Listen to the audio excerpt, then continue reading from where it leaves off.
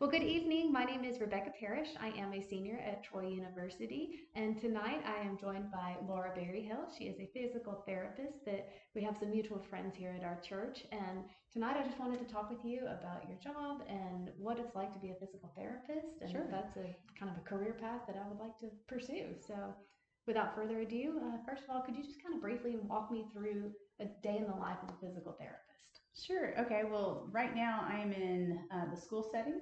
There's a lot of different settings in physical therapy, but I've been in the school setting for about 3 years, and my day is different every day. Okay. Sometimes it's a lot of paperwork. Sometimes it is traveling from school to school Okay. to go see a lot of kids, and sometimes I'm working on special projects like Special Olympics Oh, or cool. spring games or things like that. That's So it awesome. kind of changes daily. Yeah, so there's a lot that encompasses physical Yes. therapy, not just actually working with manipulating the body or Yes. anything. There's a lot that's involved. Exactly. Awesome. Well, that's pretty cool.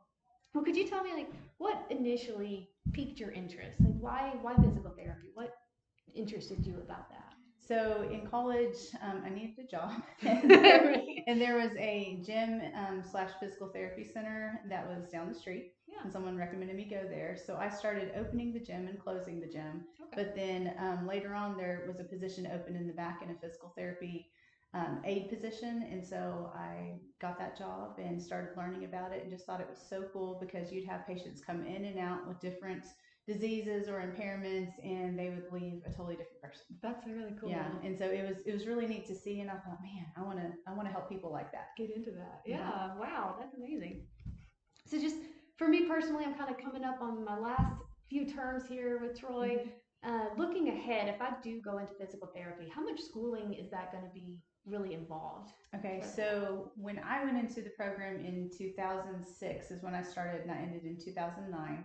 It was a master's program, Okay. but now all physical therapy programs are doctorate programs, Oh, wow. and so you Okay. can expect to spend about 8 years from start to finish once you go into college to the end. Okay. The physical therapy program itself is about 3 years long. Wow. Okay. Hmm. And it goes year round. Wow. Yeah. So very similar to a lot of other Yes. medical degrees where it's Hmm. a constant go go go. Right. Is there more schooling that you like once you graduate? Are you done, or is there continual schooling that you have to So we take? have to get a certain number of CEUs every year, and that really promotes the continued learning. Okay. But you do have the opportunities now to go into residencies and fellowships as a physical therapist, and there's all different kinds that you can do. Or you can go and have a clinical mentor, and what they will do is they'll help mentor you through the process of whatever type of physical therapy you choose. Yeah. And there are also certifications, and so there's probably 20 certifications that you can get in Oh physical wow. therapy, and that includes little things from like dry needling to you can be a certified geriatric specialist, pediatric specialist, all different things. But there are board certs available. Oh, cool. Hmm. Wow. So again, so many different avenues you could It's take. It's huge. just Yeah, kind it's of a very broad. it is a very broad field. Wow, that's awesome. Do you think there are some specific characteristics or skills that somebody that would just naturally be a good physical therapist should have in order to kind of pursue that Yeah, that's a really career? good question because yes, Yeah. if you do not like medical things, this is not a job for you. If you do not like people, don't get this job. It If does involve other people, doesn't Right. It it? really involves a lot of empathy for people because you have to realize, they're really trying hard to get back to where they want to be. Mhm. But if you don't have the empathy and patience to help guide them through the process, it can be really frustrating, and it can kind of be harmful to the patient sometimes Yeah. too. I Right. once had a student who didn't want to help someone go to the bathroom, and I said, "This is part of the job. Yeah. Like this is, our part is to help them do the things that they cannot do." Wow. So you've got to be very caring, I Yeah. think, and just really like people Right. and like helping. Yeah, absolutely. Well, just kind of looking ahead in my own life, one of the dreams that I have is to be a gymnastics gym owner. Hmm. And I've had some friends that are like into kinesiology and some others Yeah. that have done the physical therapy world. Is there a way to kind of combine the two, or would you Hmm. recommend like pursue one or the other? Is there a way that they could mesh? So that's a good question too. My undergrad degree is actually in exercise sports science, and it's very very common for a lot of us physical therapists to have either kinesiology or exercise sports science, biology, different degrees like that that lead up to that. I was Yeah. actually a personal trainer before becoming a physical therapist, and those worlds were very very similar. Hmm. Um, I would say that maybe Gymnastics would be a great fit because you could always be on the rehab side of rehabilitating gymnasts who have been injured. Mm-hmm. You could be in the preventative side of helping them with like strength and conditioning. Strength and conditioning or personal training would be Right. another good fit. Okay. Athletic training would be another one. In our physical therapy program, when we took certain classes like gross anatomy or biomechanics and things like that, we had athletic trainers, occupational therapists, and physical therapists all in the same room learning at the same time, just because we were such similar disciplines. Right. It actually kind of falls under allied health, and there are lots of different programs like occupational therapy, speech therapy, things like that. But for the gymnastics question, I would say it would be a good thing, but they are kept pretty separate. Okay. You can't just show up and say, "Hey, I'm gonna, be a physical therapist and be a coach." You have to have certain certifications, Sure. to be a therapist, and certain liabilities and things. You can't just go and treat anyone. One thing that has changed within the past year for Alabama is that we now have direct access, which means that in the past we had to work under a physician's prescription. Okay. You could not even touch a patient before you had a prescription.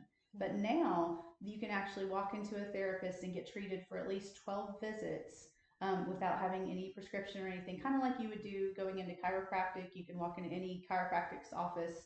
That's really changing our profession. Yeah. Because now we can have private practices that are not so limited.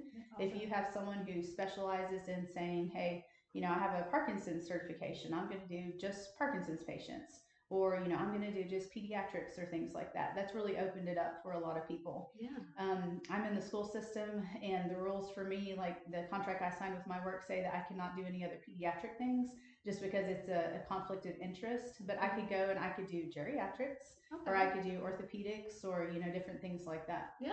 There's so many different types of therapy. That's really cool. Yeah, I love that like Alabama's opening that up. That yes, opportunity for we're your the last state to get it. Wow, hey, but, better late than never. Yes, and so it's slowly expanding. I think that actually happened in maybe May or June of last year, so it's still really new. Wow, and Yeah. how's that like affecting you personally? Is that making any? I think it gives me more Open up. opportunities if I wanted to.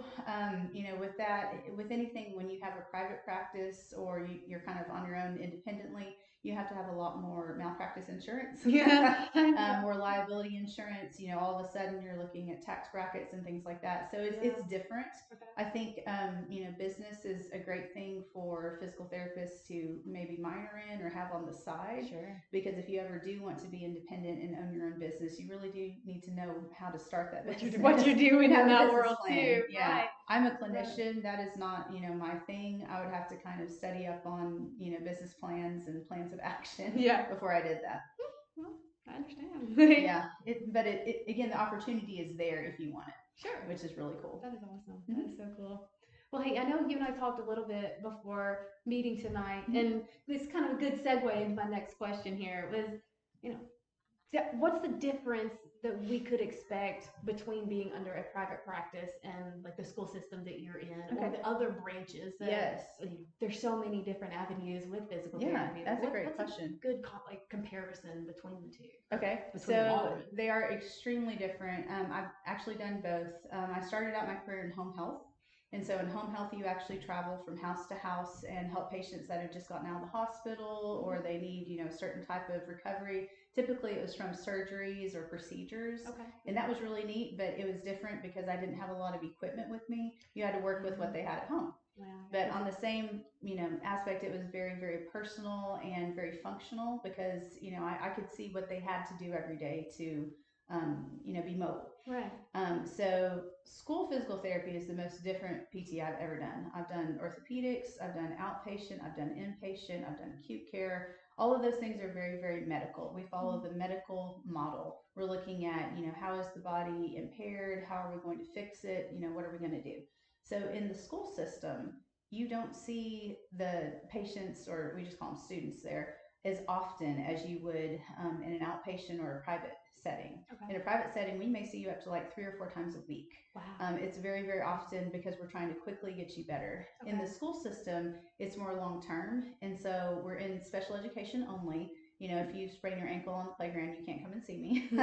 It falls under the rules for the Individuals with Disabilities Education Act, or Okay. IDEA.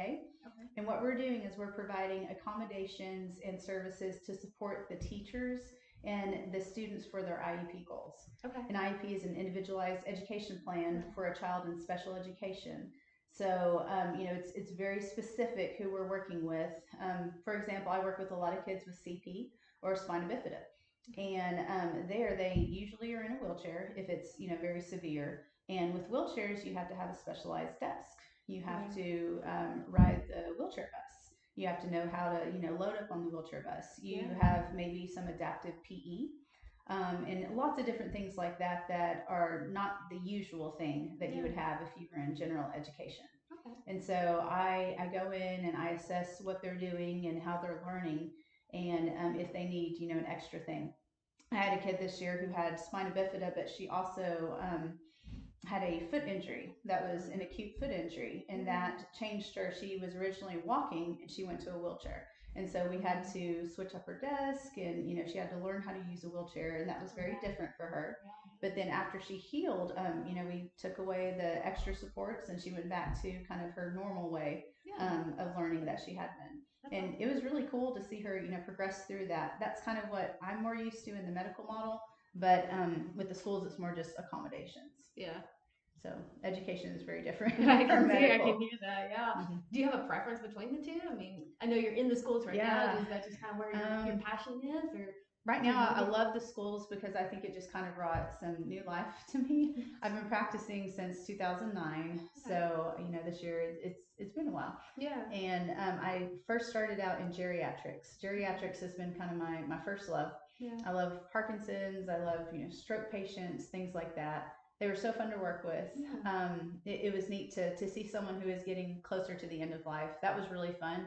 But working with the kids, they're funny. Yeah. they're adventurous. They're funny. You never know what's gonna happen. Yeah, exactly. Very, very spontaneous. Yeah. And so I really enjoy that, and the fact that I get to kind of jump around from school to school. Yeah. When I was sitting in a clinic all day, it was great, but after a while it got a little monotonous. But every day is different now, and I go to different schools. I can go up to like 5 schools a day. Okay. And that's just fun. I'm a people person, and so it's nice to see lots of people during the day. That's exciting. It makes it more of an adventure every day. Yes, more exciting. You never know what's gonna happen. For my personality, that works. Yeah, so. That's fun. Well, what has been like the most challenging part of being a physical therapist? Was it like the schooling, or was it sometimes dealing with the patients, sometimes dealing with the parents of the patients? What would you think would be the most challenging? Schooling is definitely challenging. I think they've even raised the bar since I've been out of school. You have to have the GRE now, which you didn't before. Mm-hmm. We took like advanced neuroscience, and my instructor actually happened to be a neuroscientist before he became a physical therapist, and so it was kind of an upper level. Yeah. I think the school is good, but you can get through that. Yeah. I think basically knowing how to separate yourself when a bad thing happens to your patient. We get very attached to patients because we spend a lot of time with them. Yeah. And so emotionally, you can kind of become enmeshed with them. Yeah. The first time I had a patient die, it was really difficult because I'd spent so much time with them. I was trying to help them. And then, you lose that part. And if you've been enmeshed with them emotionally, you kind of lose part of you with that. Yeah. It was really hard to work with those older people at first. I had to learn how to really compartmentalize my feelings about them. I'd say probably that's the hardest part. Yeah, that would be a challenge for me. Yeah. Dealing with parents sometimes is a little hard because sometimes they have unrealistic expectations for their child, and telling them that, hey, anything is possible, but this particular thing you want them to do may not be either the best thing for them or the most realistic is kind of hard. Sure. But other than that, I mean, it's really a fun thing. You do have to be careful what you say on your prognosis, because everyone wants just a quick fix of a promise of, oh, I'm going to be this way when I get out of therapy, and that doesn't always happen. You just have to encourage them that they can take it as far as they can. Yeah. And sometimes it takes years and years and years, and it does. Might not even fully get to that. Yeah, either before state or wherever we're trying to get. Yes, and I'm glad you mentioned that, because another challenge is insurance. Oh, I didn't even think of that. Yeah, I had a friend who had a mother with a condition, and this was a condition that we knew was going to take months and months of rehabilitation. But insurances only pay for a certain number of visits, and they only pay if they're showing the progress that they think you should have. And progress can be in centimeters and inches sometimes instead of feet and yards. Wow. So convincing an insurance company of, hey, they have made great progress, even though it looks small. But these are big things that they're doing that will help them get back to normal. And kind of fighting that fight. I've been on the phone so many times with insurance companies, and they say, we're done providing therapy for them, and I disagree with that a lot. Yeah. So that's a really tough thing.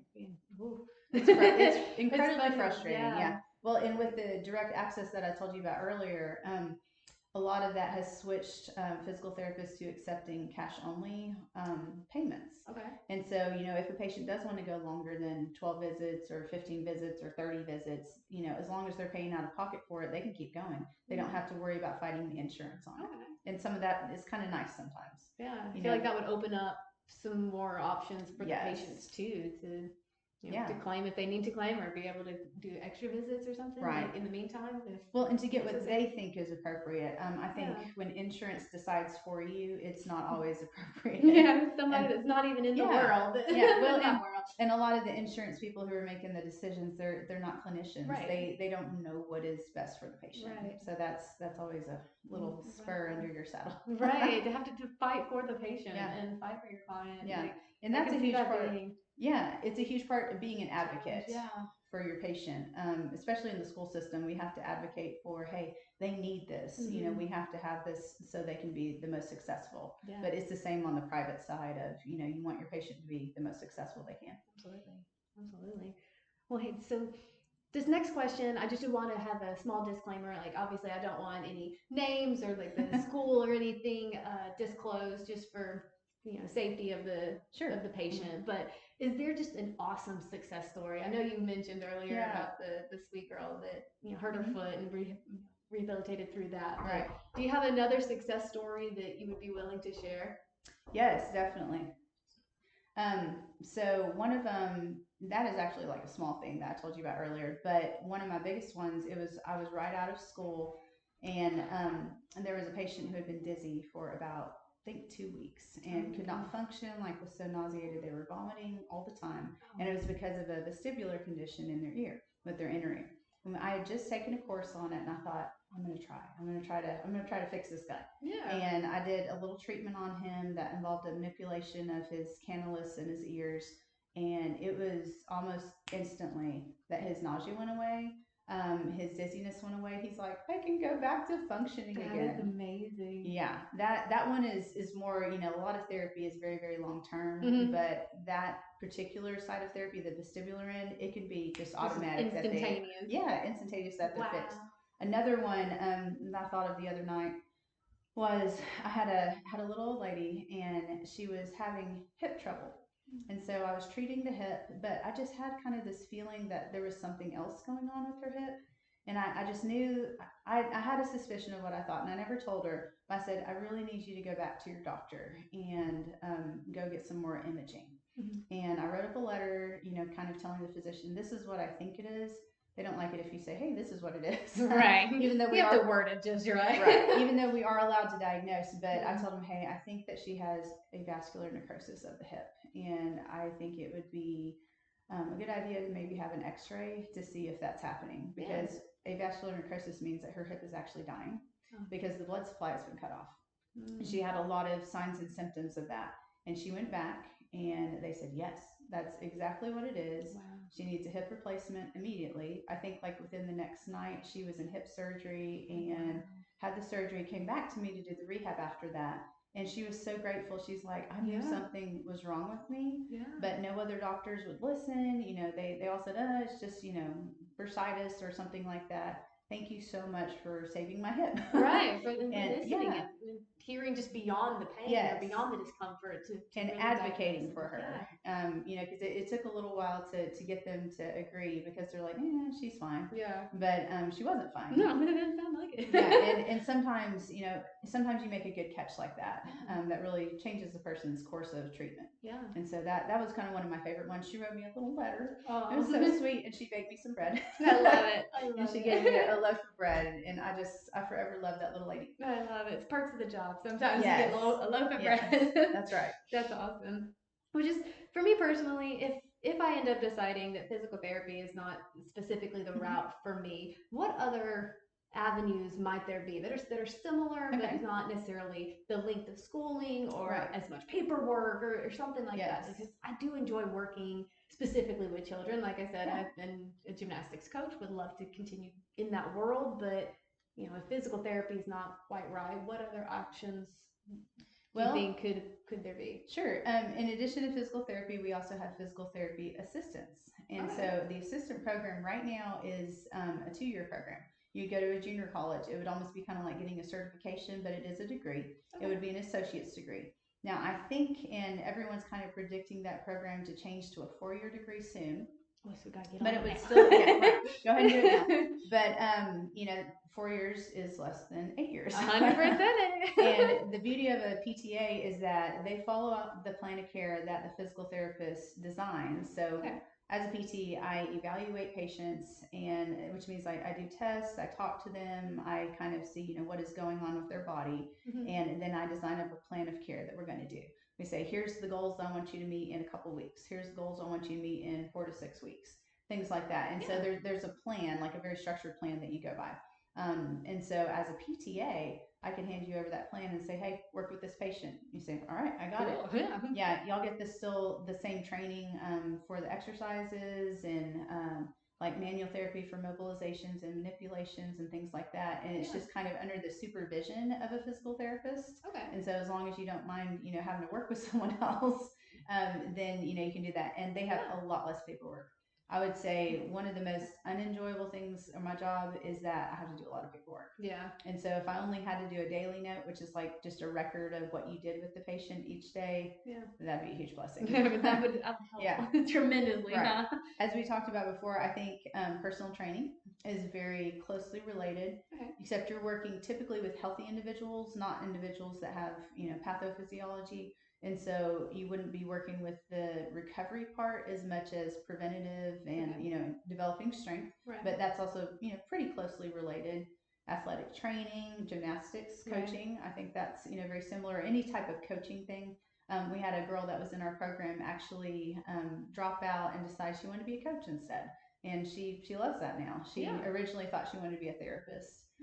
So, I think there's opportunities for different things that are similar. Yeah. Like that. Absolutely. It sounds like it. But they can kind of blend and work together for sure. Right. They complement each other very well. I think some of physical therapy can be very, very medical and very technical. Like if you are a wound care therapist, you actually have to go in and debride wounds, which means cut them open and wash them out and stuff. So that that could be for someone who likes to really just get into the body. Yeah. That is the only invasive type of therapy that we do, other than dry needling. Dry needling is too, I guess. Dry needling, you actually poke a needle that doesn't have anything inside of it into a muscle belly, and it helps it relax. Okay. So that's kind of a newer thing. That's become a new type of therapy that people have done probably the past 10 years. Okay. Is that similar to acupuncture, or is that like a completely? Everyone I'm sure always you asks get that question every single time. Yes, we actually. It sounds similar. Yeah, so. I'm actually certified in dry needling. Okay. And it is similar to acupuncture. Acupuncture is trying to get a response viscerally, or basically like internal. They're trying to like help your stomach or help your headaches and things like that. Okay. We are trying to relieve muscle tension. Muscle. Okay. Yes, and so it's for a different purpose, and you're not going in as far as an acupuncture needle, but it is similar. And actually, when you do dry needling, you use acupuncture needles. Okay. We actually buy them from the same place. All right. So does it hurt? I'm curious about that. I've not heard. Yeah, there's different gauges of needles. So there's little tiny ones, that you really don't feel at all that go in. It's like a mosquito. Yes, yes. Even less than than that. And That's really then nice. there's huge ones, and it just depends on the location. If you're doing the hip and lower back, you have to do the giant ones, and they're huge, and you can feel them. Yeah. In our certification class, we had to do it on each other, so we did head to toe needling, Wow. and sometimes it was a little uncomfortable. Oh man. But others, those students. yeah. And it was nervous because I was the example for the cervical spine, which is your upper neck. And he's like, okay, now if you go too far, like you'll paralyze them. And I thought, oh, that's not at all frightening. Right. But it was the So instructor doing it, so reassuring. it was fine. Oh my But, goodness. yeah. I would have been a nervous wreck. When we were doing it, like when we switched and my partner was doing it, I'm like, please don't hurt me. Don't hurt. Yeah. Oh, But it was good. I mean, we all try to be very careful Of course. and methodical, and that's when you really pay attention to your course. Yes. Because you don't want to hurt anyone. I mean, we're about helping and healing instead of hurting. Have to go visit them to get your Right. healing done Yeah. afterward. That's right. Yeah. Oh man. Well, hey, as we kind of wrap up, I just would love to know, just as a mom and now wrapping up my schooling myself and potentially looking into furthering my career path. How has physical therapy just impacted you in your life? Just the work life and home life and family. How does it all encompass? Ooh, that's a great question. That's kind of a multifaceted question. I think just professionally and personally, it's given me a really good sense of well-being. I mean, seeing all these people healed and working with them, and just a sense of purpose. I feel like I'm doing something meaningful with my career. I feel like this is affecting people's lives. Sometimes not in huge ways, but at least in some ways. Huge for them. Yeah, and it is huge for them. But that does give me a sense of satisfaction to help someone, and so that's been really good. I feel like I'm doing something meaningful. But then on the family life, when I was in like an outpatient clinic or working for companies, it was really tough on a family life. One of my first jobs, I was on call, I think every other weekend, and on call days were like 12-hour days. Because I would go to the hospitals where people were discharged and have to evaluate them. And that was really tough for my family. That's kind of one of the reasons I've drifted down into the school system. The school system is probably the most easy to accommodate a family, especially as a woman. Friendly. Yes, it is kid friendly. I actually get to visit the schools where my children go to school. That's awesome. Which is really cool. They enjoy seeing me there. I have the same hours that they do, and I'm off every holiday and the whole summer. And there's no other job in physical therapy that you can get that. When I quit my other job for a really good company here in town, they called me and said, "What can we do to keep you?" And I said, "Well, if you can give me all the summers and all these hours and that." And they said, "You know that we can't do that." I said, "I know. That's why I'm leaving." Yeah, that's why I'm taking. Yeah, and so I think the school therapy has actually been great because it's been less stressful on our entire family. Yeah, I know that when they get out, I'm getting out too. I know that if there's a weather thing like the other day, I can pick them up because we're going to be off. You're going to be off as well. Yeah. I can definitely say that would be helpful, just the stage of life, season of life. Yes, especially as kind of a mother. I have a fourth grader and a second grader, and so we're kind of in the middle of the elementary years. And right now that really very works self-sufficient yet. Right. We're almost there. I can't drive. I still have to drive them. Yeah. So for this stage in life, it really works well. But I could honestly see myself retiring from this because the school gives great benefits and it's not as stressful as working another job. So I hope to have this job for a long time. That's awesome. Well, I wish you the best of luck with what you're doing with all of your patients, and I do want to thank you so much for your time tonight. Yes, of course. For just meeting with me, getting to pick your brain a little bit, learn some more about physical therapy, and hopefully there might be a career for me. That's right. In one of those areas. A lot of physical therapy places will let you come observe. And so, you can ask, hey, can I observe? You can't touch a patient, but you can see what they do. Okay. And so that's a really great way to learn, hey, do I really want to be in physical therapy or not? So a day in the life. Try it. Yeah, an actual day in the life that you get to follow. That's really cool. I didn't know that. So I'll have to call somebody up. Yeah. May have to call you later. Go for it. Well, thank you again so much. I do appreciate your time and hope you have a great night. Thanks, you too. Nice to meet you.